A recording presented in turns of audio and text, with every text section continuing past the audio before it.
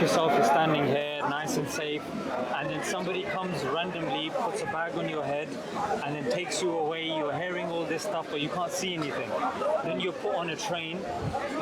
Again, you can hear certain stuff, then the bag's taken off. You've been given sumptuous meals, you've got really good service, and they just want you to ignore everything that's happened. Logically and reasonably, correct me if I'm wrong, somebody in that position, the first thing they're going to be asking is, how did I get here? What am I doing here? And there's a but here's the food. Enjoy the food. Yeah, the food and the pleasure is nice. It's a nice experience, but that's not explaining what I'm actually doing here. Like, how did I get here? No, but that's not really important. It is important because I'm on this journey, and the text that keeps coming up, and I don't understand what that is. Where am I going? Who brought me here? You see? Sorry, is the name Steve? No, Marco. Marco. No, I wasn't actually just saying, let's just focus on the fun that we're having. I'm saying that my motivations for thinking come from different issues that we face as a species and as a planet and as part of the ecosystem. Yeah. So No, we appreciate that. So those are where my But to reason priorities about our universe, you see what you'll notice, one thing that we see time and time again, whenever questions about the origin of existence comes into a question with someone who doesn't believe in God, we see an automatic drive towards not yourself, toward a comfort zone called evolution. Oh, we came through evolution, this is natural selection and so on and so forth. Not realizing is, we're not questioning about the biological transformation of matter to whatever, right? We are questioning the very existence of matter, okay? So they have to come out of their comfort zone, and they find it very, very difficult. I mean, this is from experience. They find it difficult to talk about how does matter exist, why does something exist rather than nothing.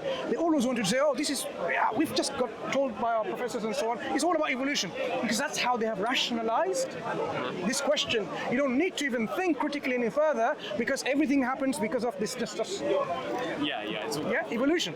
So if we were to come back to the question about nothing and something, there has to be something always. This is the only rational position to take. You can't have a position where at one point in the past there was absolute nothing and then something came, because absolute nothingness cannot make something. It has no energy, it has no existence of its own, it cannot do anything. It's like saying, for example, you, while you are nothing, can give yourself life.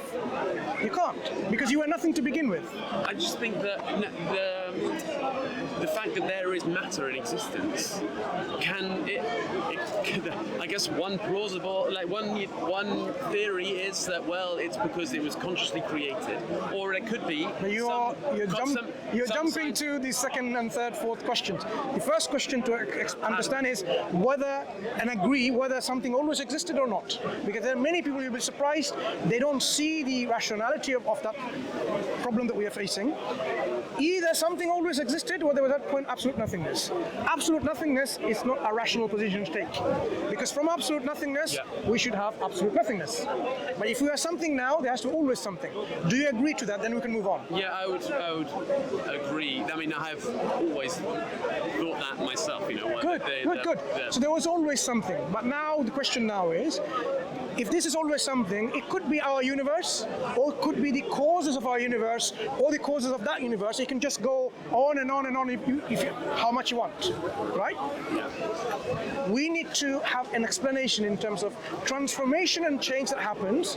Does it happen by conscious will, or it just happens? Just happens. Which one seems to be sensible by understanding and analyzing the data within our cosmos? I mean, I feel like it's a constant transformation. That transformation to happen either just happens, or it happens because of a willing agent who is self-aware, driving that change and transformation, driving that assembly together. You know, when Zishan cells are coming together in the embryonic form, they just move together and aggregate in one place to form the tissue of the heart. They don't go there to make the stomach. The cells that are going to make the tissue of the heart, they aggregate to make the heart. What's the argument and what's the evidence for this conscious? No, it's not about argument and evidence. We're trying to understand, could it be no conscious agent, no willing agent that is involved within this process, or is there a conscious willing agent? These are the two broader alternatives. You don't need the third one. These are broader alternatives. We can analyze each one. If there is no conscious agent, willing agent to make the transformation, why do we expect any transformation in the first place? There should be no transformation. You see, the laws of physics, if something moves, is moving, it should keep on moving unless there's another force to stop it from moving. It should just keep on going and going and going.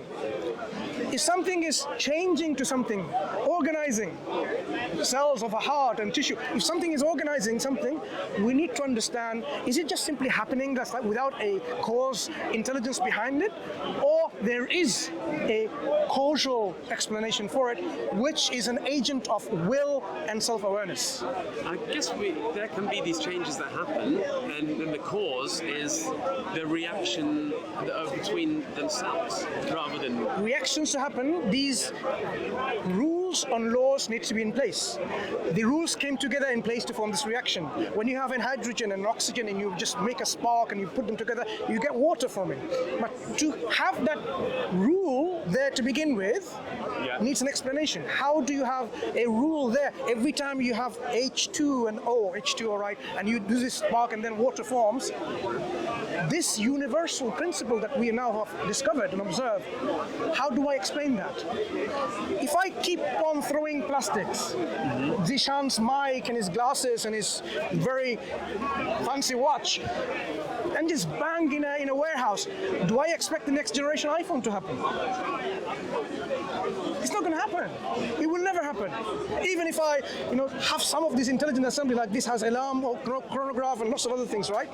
If this microphone capturing sound, transmitting over there, if I keep on throwing this, I create an explosion in a warehouse. Do I expect a nice car, which is Tesla, for example? We know the conscious thing that's driving that change, and that's us. So how do we then assign to our cosmos an unconscious, not self-aware agency, saying no agency, no will involved, and yet transformation and assembly happened? I mean, how would you explain that to our friend Marco here?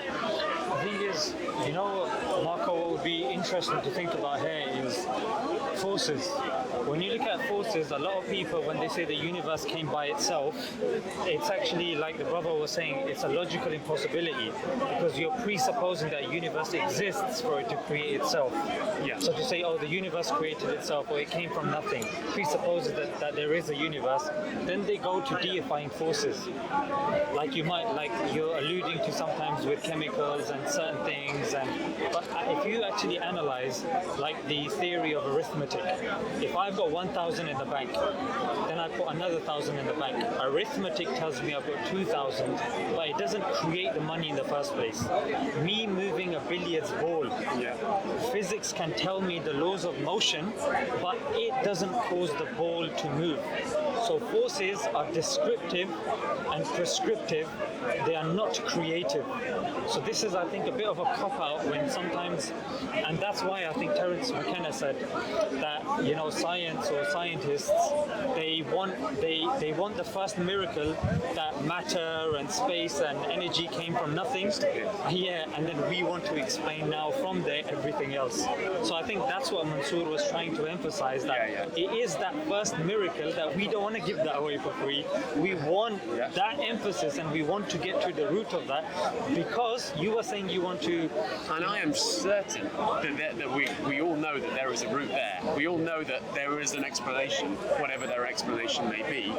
I would like to see a slightly broader offering than. Well, I don't know. I would like. I've heard the conscious creator. I've heard that. I frankly would like to hear some. What other options are there? Well, a self-aware, self-conscious, willing agent, and something that is. Why is it so binary? Why have you stopped? Why have we stopped at those two Okay, offerings? give me some other explanations. I'll go away. Well, I mean, I guess let me go away and think. Okay, Marco, let me help you. Rather than you going away, let me help you. And feel free to stop me whenever you want. Yeah, and push back.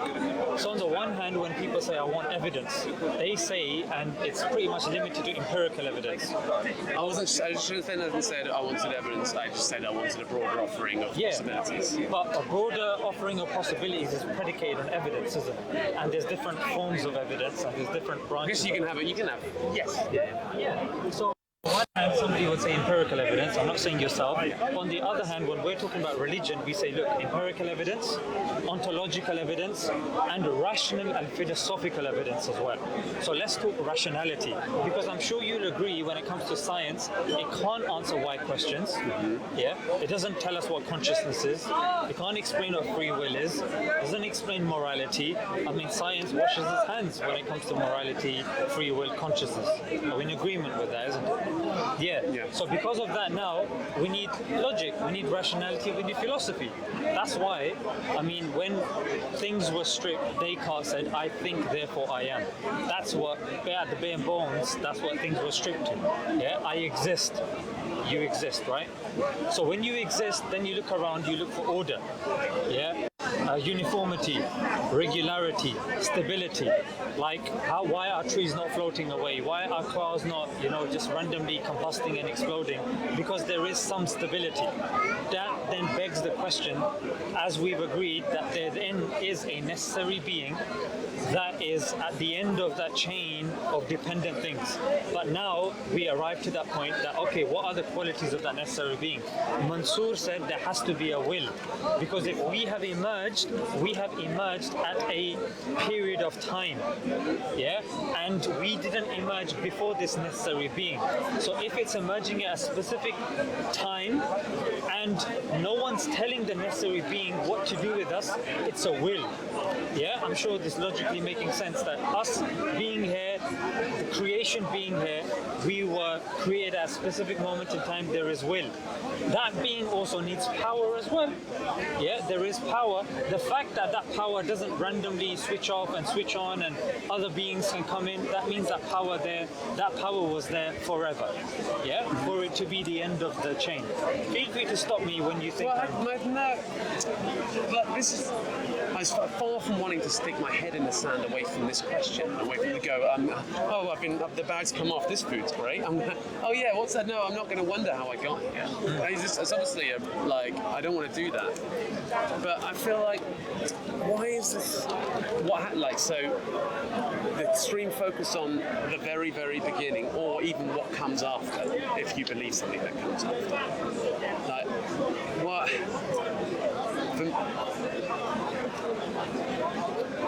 My philosophy is that basically I'm saying that I don't know why the focus is so much on this issue when in all likelihood, I mean, are we ever going to, in your lifetimes, are we going to have a definite answer on this? Yeah, of course. Marco, you know why that's such an important question?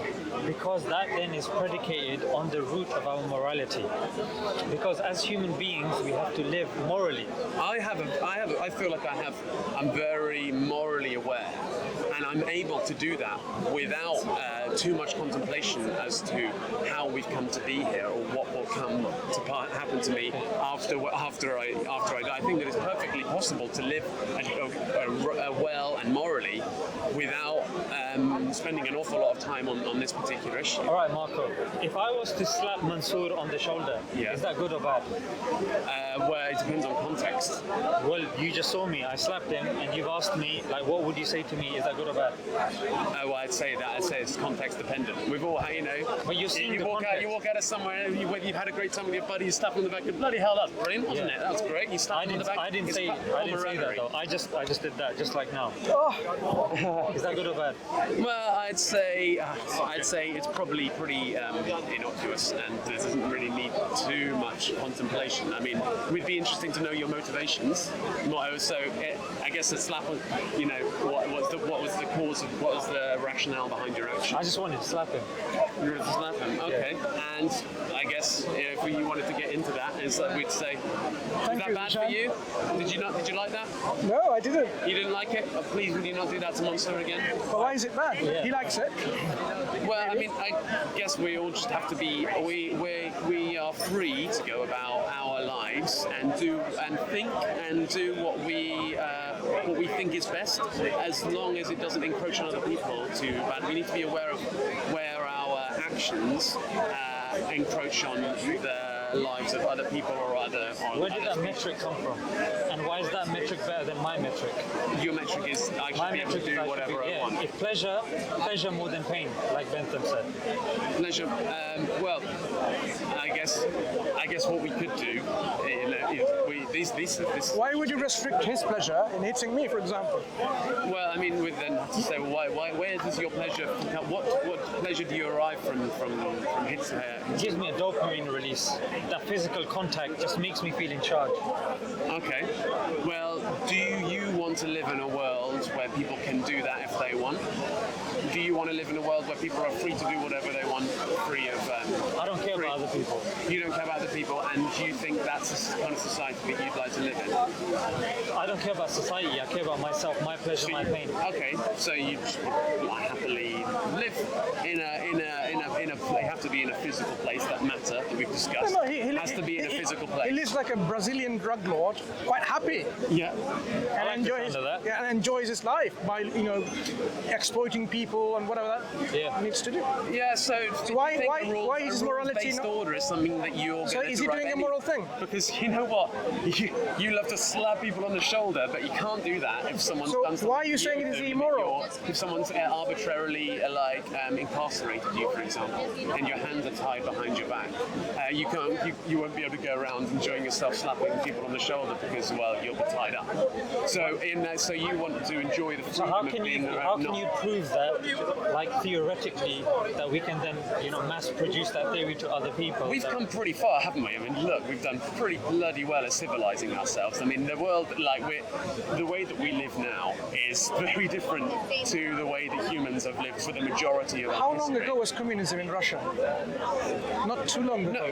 No, we've got a lot of stuff in our recent history. So we only learned within the last 100 to 200 years, you're saying? Are you saying we've learned enough? And it's not perfect. No, I'm not saying Right. we have. So we keep on learning. That means we haven't got the right moral guidance yet.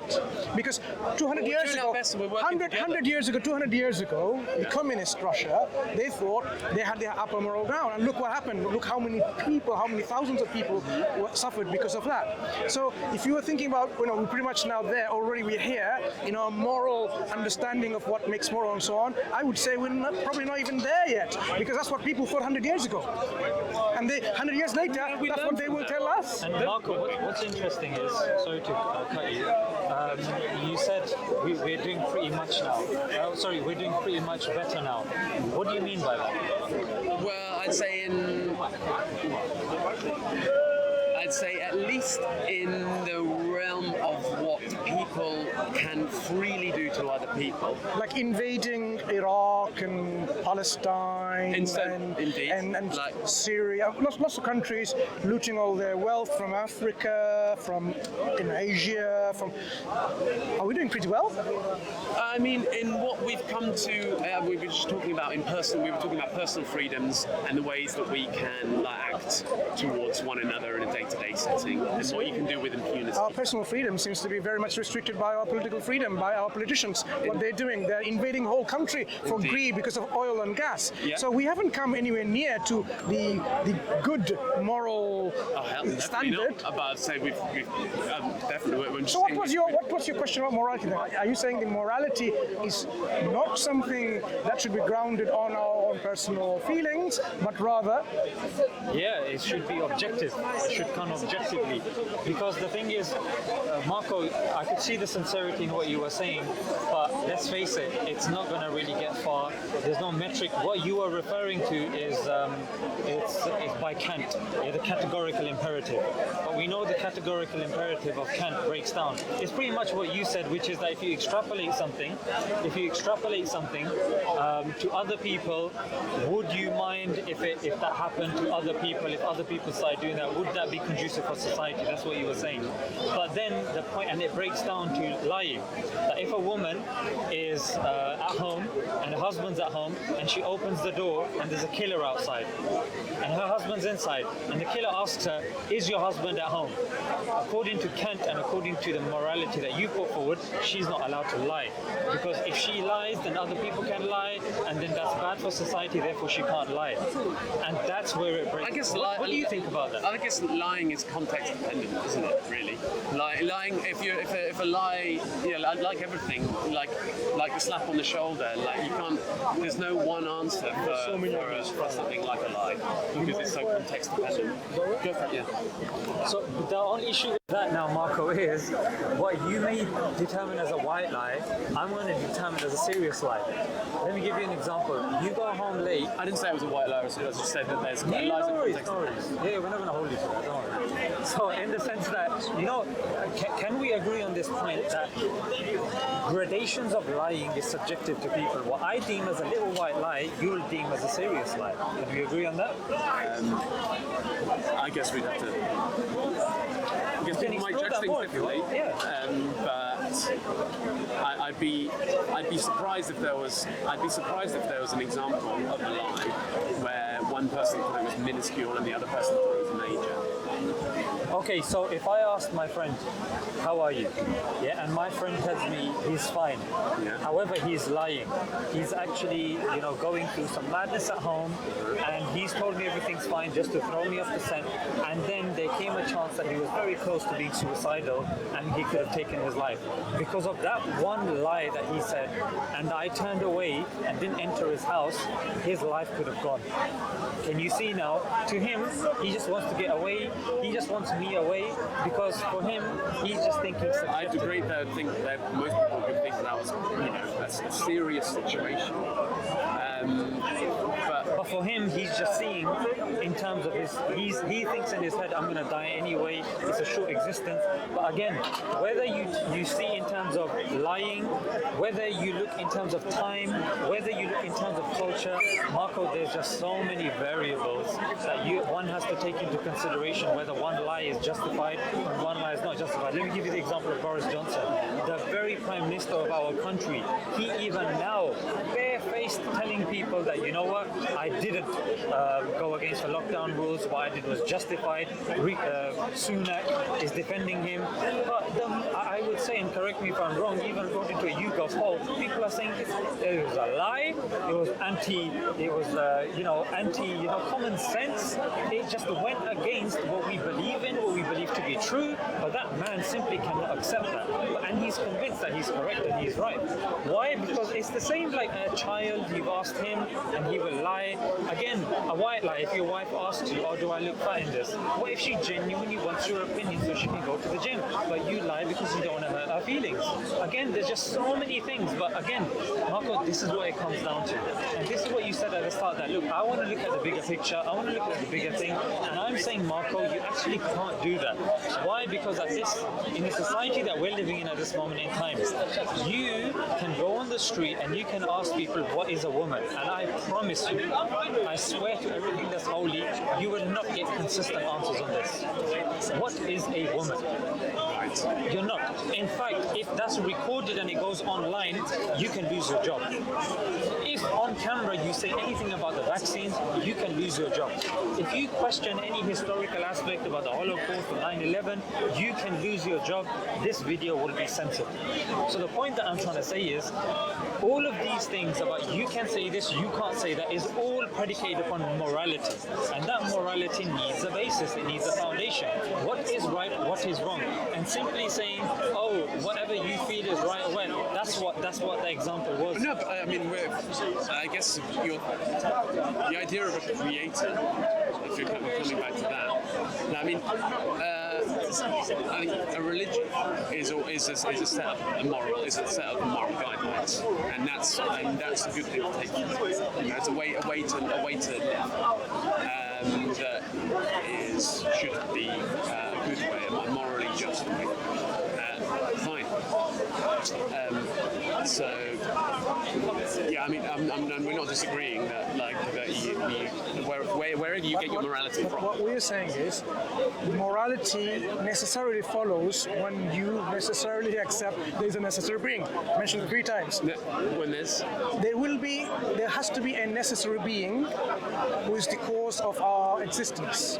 That in order for us to be able to have a morality, No, what I'm saying, because we exist, something exists, there will be something that exists always, and that has to be the necessary being, because everything that you see is contingent and dependent. The thing that all of these things will depend on will be that thing that will be not dependent. That is the necessary being. That necessary being, because being is not something like a person yet, right? This necessary being will have certain characteristics and properties and attributes, like self-awareness, like will, like power. This is something that will follow logically and rationally when we understand what is something now. When this necessary being then, with willingness, tells us something, that becomes our guidance. Because we, by our definition, we are limited and we are finite and we are dependent. We don't understand and we would not comprehend the whole, working of the cosmos, because we are only a tiny part of the cosmos, right? We don't know everything. The fact is, when this necessary being, the independent being, the one who is absolute, free from all limitations and dependency, tells us something, that becomes our best guidance. And this is where we say morality and guidance are all grounded on that necessary being. I don't think you need that necessarily. I think that our morality and our guidance can come from ourselves. I think that the way that we can live can be passed down from our, this way. Listen to your elders, people who've lived, and I think that morality can be passed down throughout our species. I don't think today. Do people disagree on the questions of morality on many issues? Seriously? Yes. Yes. So that means where is the moral guidance of the correct position to take? Well, we're working that one out. You're working. We're working that one out. We've become. Okay, I understand and appreciate your position. We're working. Maybe eventually someday we'll find. But what I'm saying is, the correct position is already provided by the one who created us to free us from this trial and error, like what they did in communist Russia, to spare us from this trial and error and suffering. The creators told us, this is the guidance for you to live. This is the best thing for you. And where's that guidance? That's a very good question, but at least in principle we should be ready to accept that if there is a creator, the necessary being, anything that comes from the creator will be the best guidance for us. Once in principle we agree to that, then we can say, where is it? How do we verify it? How do we assess that this is indeed that guidance is from that creator? This is the next question. I feel we have to accept that. Actually thinking that we are here and we are able to come up with our own answers. Some people, something can come from nothing. Let me ask you. Let me finish. Like an idea, you can have an idea that I think, you know what? Actually, this is a direction that we need to go in. This is going to create a better. This is good moral guidance that we can follow to make this world a better place. And I think that's. freer. That's much freer than because that means we can have answers ahead of us rather than everything already being said. Do you believe that that idea came from nothing, though? Do you honestly believe that? Do ideas come from nothing? Do ideas come from nothing? Let's be honest. Yeah, I mean, like, where does creativity come from? Where does an idea come from? Like, even if you take that weird tabula rasa, we're a blank slate, but a blank slate gets filled in by our parents, by our society, by what we get in from our five senses, by rationality, by our understanding, by experience.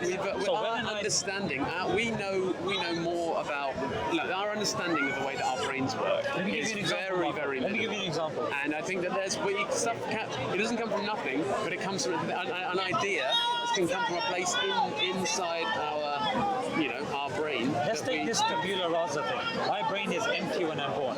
Yeah? My parents tell me I learn language to communicate. I learn from my teachers. I learn from my five senses. I learn from my surroundings. If I am not in a country, for example, if I am... It's not empty of instincts. It's not empty of your instinct. Yeah. You have an instinct to speak. You have an instinct to... Yeah, so it's not out of instinct. Yeah, you're talking about innate disposition, but that's different from an idea. An idea and innate disposition are two different things. They're two different categories. So then on the one hand, if I'm in the concrete jungle as I work, I can't come up with an idea that's going to help in a third world country for them to purify their water if I haven't been exposed to that environment, if I'm not cognizant and I haven't been taught about what the language is, if I haven't been taught about that community.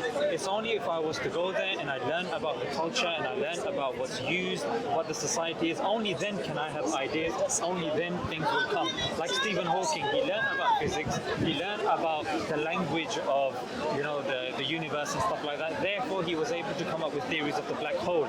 Now, that theory of the black hole, you can say is an idea, but it didn't come from nothing. It came from his understanding of physics, understanding of laws and forces. Correct? Yes, I guess you can't have an idea about something that you don't know anything about. Yeah. So you have to ideas don't come from nothing. No, but no, of course they have a new idea that hasn't existed before can come from somewhere, but that will be grounded on something. Yeah, exactly. That's the point.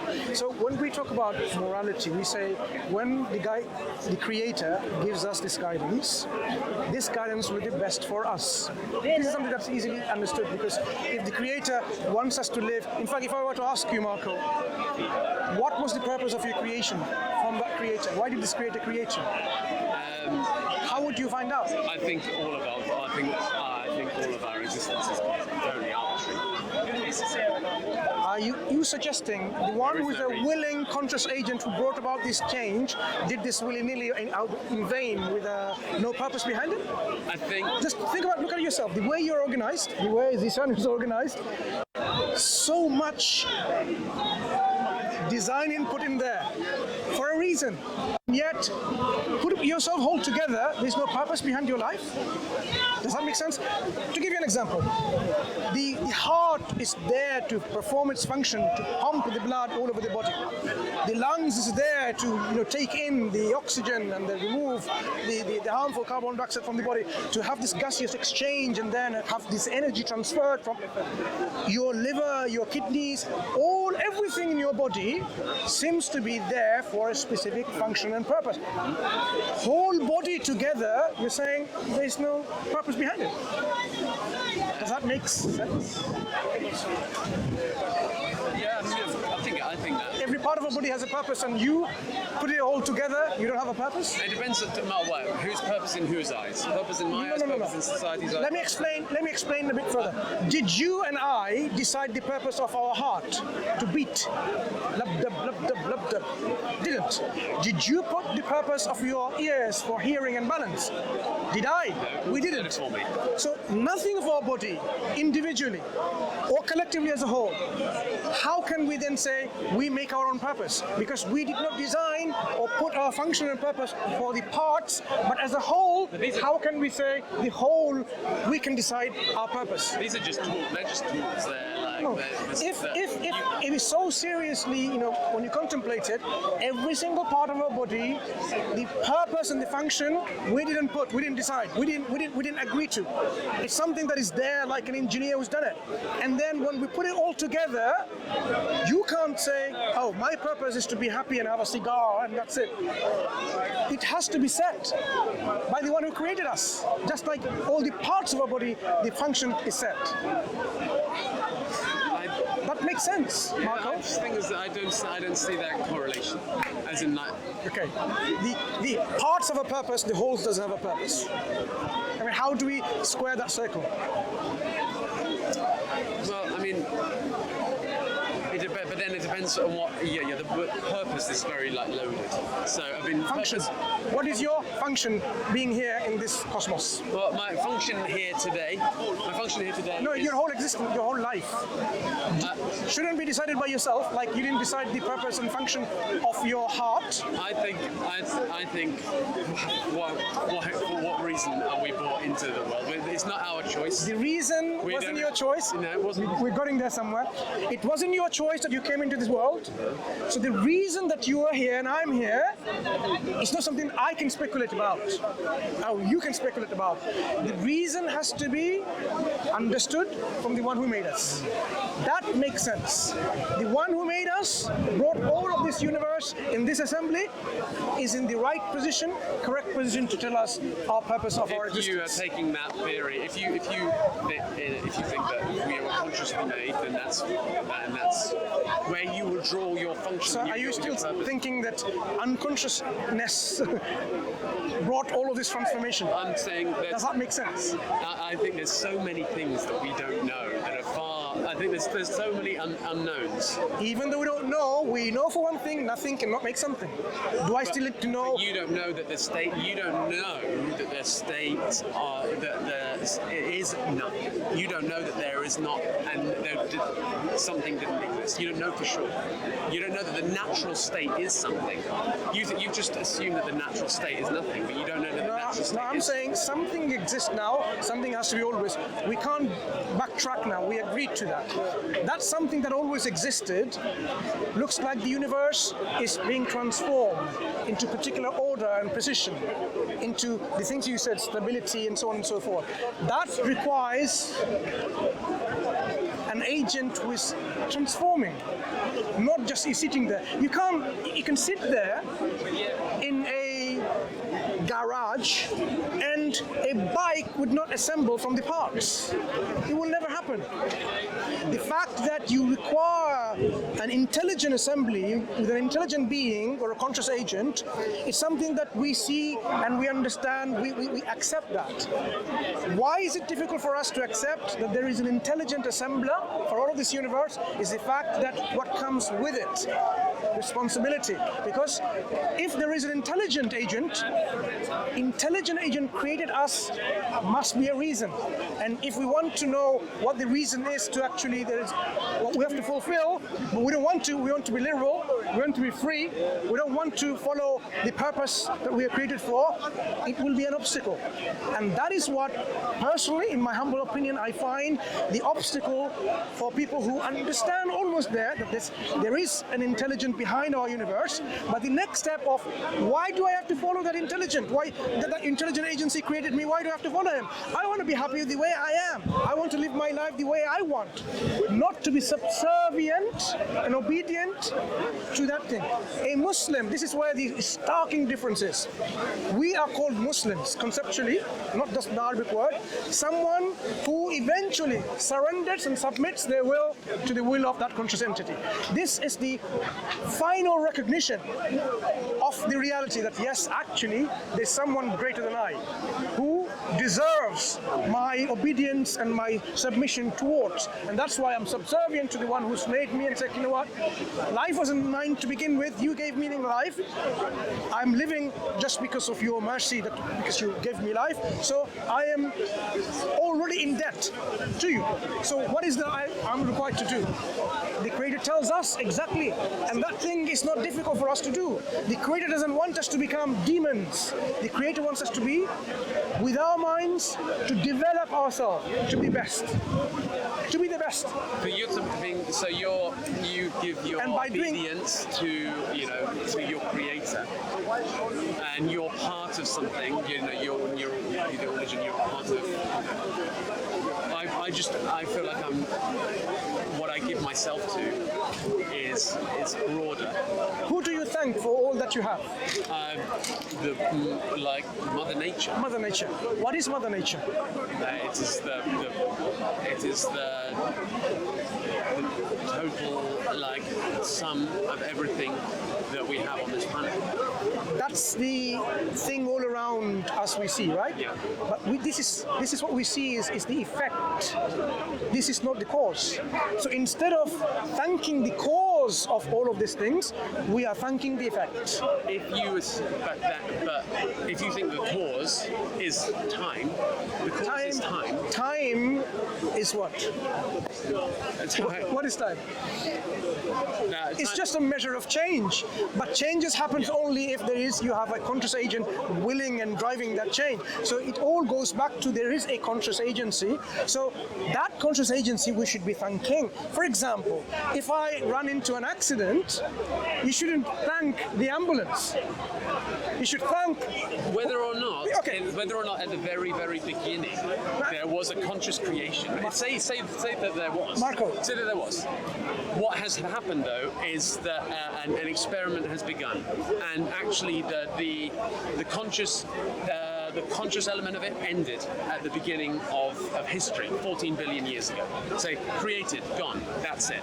So you're thinking about deism. Now the focus is on what has happened since. So you're thinking about very a good. deistic. I'm happy to go. You created. Marco, well, that was an interesting experiment. But we've moved on. So you're saying the creator created there and is indifferent to what is created. He's created something with free will, with agency, and now he's indifferent about it. You see, if you just a pure randomized kind of. Yeah. This we can discuss. You're discussing about deism, when there is a creator who created but is not bothered about this world. This is separate discussion. That's if you want to basically. I'm going if that's what you want to believe. No, what I'm saying is there's a separate discussion, and we can critique this, and you will agree with us eventually. Deism would not be a rational position to take, but that is something that we have to argue.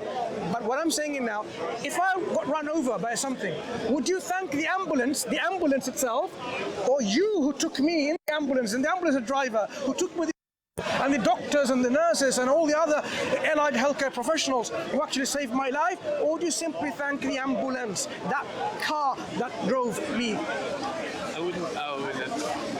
I'd be thankful. I'd be thankful to the structure that put all of those things in place. Just ambulance. Just ambulance. Would you just thank the ambulance and say, I'm so grateful to the ambulance? I'd be thankful that just the ambulance. I'd be thankful to the ambulance.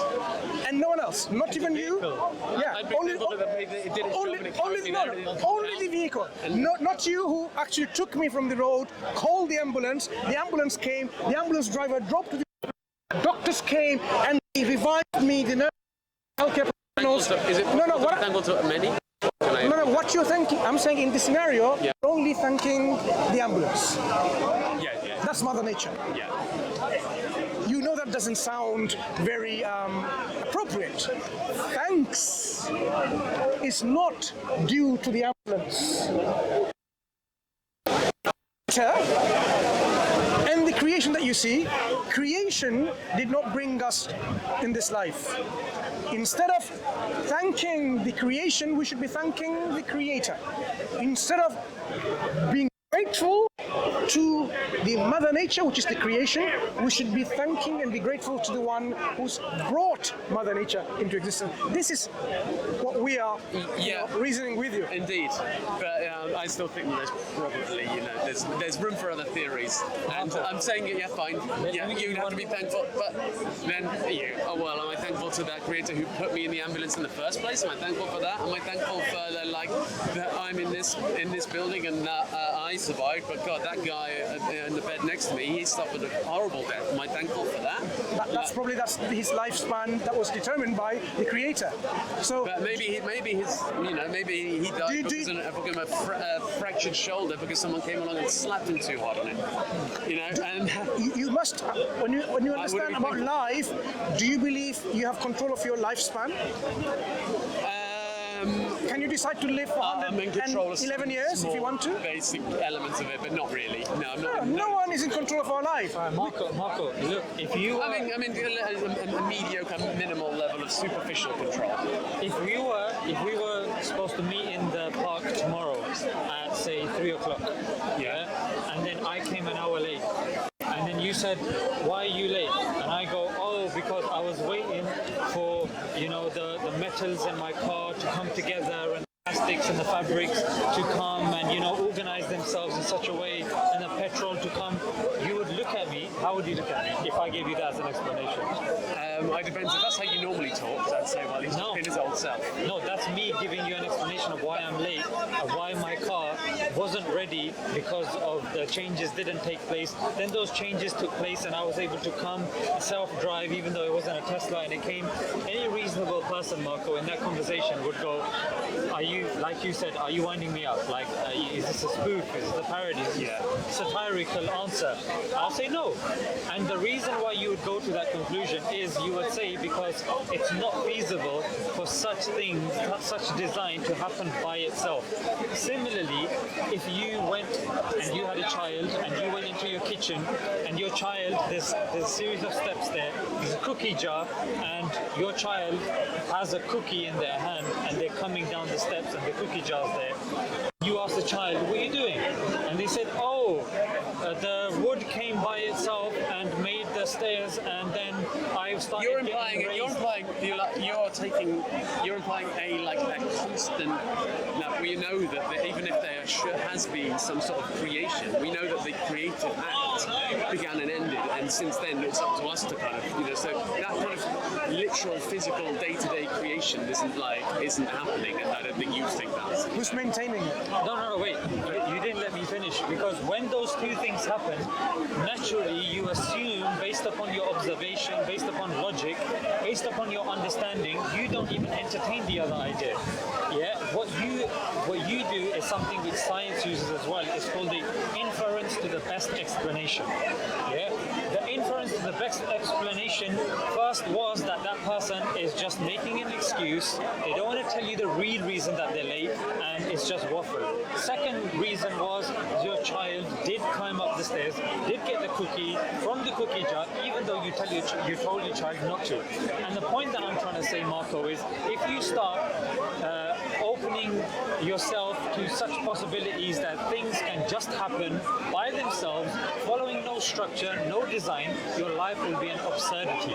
You are not following what you do in your daily life, which is you infer things to the best possibility, to the best probability. That's the only way you have survived here, and you will continue surviving.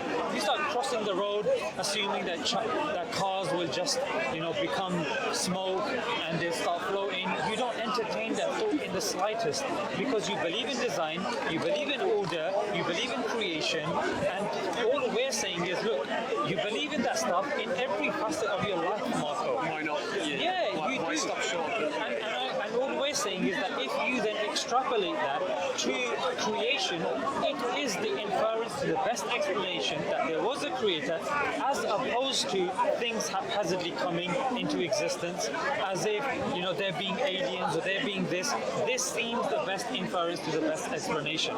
And then, when you acknowledge this, then we can then take this further as to into scripture, into you talk about prophets, you talk about this, and then there is scaffolding of evidence, and then you come up with a bigger picture. Yes, in some things it may be a bit difficult for you to know. That's why there is an accumulation of evidence, and that's all we're saying, Marco. That look, when it comes to everything else, you're being unjust here. You don't believe things come from nothing, because you don't sit down. If your bank account is empty, it's going to remain empty until you work and you put money inside it. If no one has a tube and no one's hitting the the pool balls, the balls are not going to move. You guys can't stand around with a pint of lager in your hand and just assume that things will happen. It doesn't work like that. Then why is it that you extrapolate that to the universe and expect, it just happened? But like, do you accept that the universe, right, however it's come into being, is like 14 billion years old? Do you accept that the universe is? We have no reason to doubt that. No reason to doubt. As far as the science tells us, we're not biblical creationists who believe in Earth is only 4,000 or 6,000 years old. And do you think in the 14 billion years since it has come into being, then science has taken over and everything's just a matter of cause and effect and evolution as far as like our species and this You're planet? conflating two things. But do you think that the conscious creation is continuing since that moment of creation of the universe, like when the universe began? You've made a category error here, and let me explain, and then you can continue afterwards if you want to. One are laws like Big Bang, evolution, the law of gravity, the law of arithmetic. These are mechanisms. These are laws. And God is the creator of mechanisms and laws. The two are not at odds with each other. The two actually are with each other. The same mechanisms and laws have been in place since the beginning. It's like kind of continues from what I was saying. We believe That's there natural was law that's been put in. So There was a beginning. and so since those laws were established and they began. They came into force 14 billion years ago at the same time as the matter and everything else in the universe. For our universe. Yeah. So since then, has there been conscious kind of Maintaining and controlling this universe, yes. Okay. Yeah. We believe in a God. That doesn't fit with that doesn't fit though, because that would be counter to the laws. It's so say the laws are in place, but there's maintenance is also happening. Does that go against the laws? If the creator maintains the universe with a set of laws, he's in control. They'd maintain themselves. The laws. Laws don't maintain themselves. Laws are put in place, and the law follow what they're supposed to do. Yeah. These universal principles, or the laws, they're not conscious agencies. They are there how things will operate, how things will, work. These are the rules put in this cosmos, in its fabric, in its structure. Okay? The creator maintains them. Often you find the creator can intervene within these laws, and we call this intervention sometimes miracles happening. So when sometimes prophets and messengers are raised by this creator to convey a particular message, people might see like odds happening, like why is now a stick turning into a snake? Why is the water being split and then people go across the ocean? These kind of things naturally won't happen. So there might be some times where these laws which are all literal things that happen as far as I'm understanding, they are more stories from which... No, because you are not there, you cannot verify and authenticate them. Indeed. Right. But there are things you can authenticate. You can authenticate and you can verify. You can. That's where You can for some things, but for things that have happened, certain things that have been said to have happened, you just can't because... Yeah, by the nature of things, because it's already happened, you cannot assess to verify them because you have to be there in that place. Yes. For example, someone, just by doing this and then turning him into a turtle, for example. Now, never happened, but imagine this is a claim that happened in the past. You can't prove or disprove anything like that happened because you were not there to witness this. So there are things that can be proven, that can be verified by looking at it. The Quran, which we haven't touched upon as Muslims, we believe, is that guidance which gives us how to live our life best, how to submit to our Creator in the best way, how to be thankful and grateful to our Creator. So this Quran gives us many falsification tests to prove it to be not from God. If it wasn't from God, you can falsify it. But it also gives us reasons to believe in it, why it has to be from God. So some of the examples you can give, which you will say like, why is it like that? I mean, it goes beyond explanation. This is where scientists, philosophers, thinkers, they're struggling to explain the very existence of the Quran. The Quran, if it gives you information about something, and you find saying that information couldn't have been known at that time, or even today, you would say, I mean, how did it come? I mean, you can't ascribe this to magic, can you? No, it's got a lot to think about. Indeed, I'm gonna. I know As we go. it's been a lot of information. It's But been- Marco, But I would say What? also, keep your mind open to. our mind is open, and because of this openness, we are convinced of our Creator, Yeah. the oneness of our Creator, that we need to submit to our Creator, otherwise we would not be in the right place in our second life after we die. If we want to go to a place of happiness, you have to submit yourself to this one Creator. You have to follow the guidance through his last of this guide, the Prophet Muhammad Sallallahu Alaihi Wasallam, this last messenger. It's good to submit yourself to something, because submitting yourself is free, because you realize liberating. It's liberating, exactly. Submitting yourself to something is liberating. What I would prefer to submit myself to is what I have in the here and now. I have a fellow. I really don't see. I don't have any boundaries between myself and anyone else on the planet, and I prioritize, like any creature, as much as I prioritize myself. Well, no, maybe not that, but I think that I've submitted myself to an idea of common humanity, of being a part of a natural world which we share with creatures that are astounding, and I think that's what I want to submit myself to, and I think I feel freed by the idea that we are here making our decisions for ourselves, and we haven't got somebody making them for us, and they're not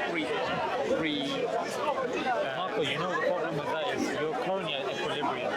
When things start going wrong, when emotions start coming wrong, when God forbid, if your wife was to leave you and then you get fired, which happened to one of my friends, and these things happen in succession, let's see how you're going to be feeling in that situation. Oh, no. And in that situation, Marco, this is where it comes down to. Your individual sensibilities can be warped, they can be manipulated. There's nudge theory, there's manufacturing consent, Noam Chomsky, where governments manufacturing consent. Oh, yeah. We can be manipulated, we can be changed. So, look, I know that the thing is, because we hop from one thing to another, the thing is, initially, that's what we kind of agreed to, which was a necessary being. And once you agree that it's a necessary being, it should have certain qualities, then what is the role of that necessary being? Okay, then what has that necessary being done? Okay, every other religion claims to have a book. Okay, then it's very unlikely that every single religion is just making stuff up. How do we determine what is true? What's the criteria that have been put in place? So stuff like that, slowly, you go through it. For me, and then religious, you decide. surely religious text is a theory. A religious text could have just been an early form of manufacturing consent. That's a story that tells people in order. That's what Mansur said. There's a falsification test in the Quran that it can be proved to be false. And if it was just a book written in the desert 1400 years ago, let's face it, Marco, in the 21st century where we're dealing with quantum mechanics, AI and meta, why is a 1400-year-old book from the desert going to be relevant unless there is substance to it? Stories are powerful, we know that. No, but that's the the thing. stories that we are told shape the way that we behave, and that's the way that we make decisions, and that's But you're assuming that it's just stories. It's not stories. It's stories, prophecies, it's ways. And without having read the Quran, which is a shame that I haven't, I'd like to, I haven't read any of the major religious. Please go and have a read. Indeed, of course, yeah, it'd be much easier to have a good conversation after being informed. So unfortunately, I haven't. So there's no point assuming or guessing about what is without knowing. Just to give you one example to take home a message, in the Quran, the Quran actually gives an example about this natural phenomenon. And I want to share this with you. Because the Quran is in Arabic, I'll tell you the Arabic first and then I'll translate the meaning to you. أَوَلَمْ يَرَ الَّذِينَ كَفَرُوا أَنَّ السَّمَاوَاتِ وَالْأَرْضِ كَانَتَا رَتْقًا فَفَتَقْنَاهُمَا وَجَعَلْنَا مِنَ الْمَاءِ كُلَّ شَيْءٍ حَيٍّ أَفَلَا يُؤْمِنُونَ.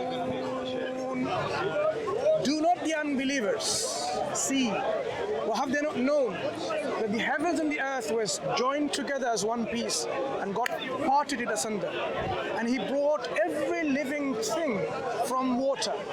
Would they then not believe? So there's a question that is addressed initially not to the believers. Ya ayyuhalladhina amanu. No, not to the believers. To those who are unbelievers. Ends with a rhetorical question. Would they then not believe? Meaning, in between this question and rhetorical, what's stopping you from believing? There's some substance, and the substance is astrophysics and biology in one verse. The common origin of our universe, where it was united in one singularity. That's what the Quran says, ratiq, and this fatiq, which is separation. And not only that every living thing was made from water, astrophysics and biology. Why is the Quran 1400 years ago from a man in a desert who doesn't have the telescopes to understand the universe is expanding and the universe was one in origin, the earth and everything that's beyond the earth? Hardly any water to drink, and yet he's saying every living thing is made from water. That should be something for you to reflect and ponder. Marco, it's a pleasure speaking to you. Take care. And hope we can speak again. If not, continue your journey speaking to the Muslims and ask questions and explore. And you will see that you are actually, in your thinking, you're not far off. No, that's we've all got so much common ground. Yeah. And so much, a lot of the time, the focus is on slight difference of opinion. Exactly.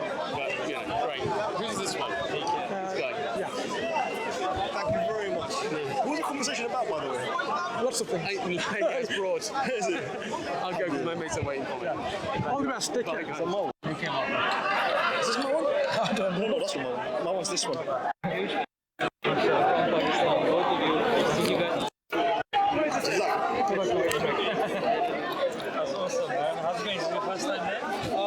I've actually come by the speakers conference. Barakallahu feek. That was nice. Can I give you all of this back to you? Where's finish.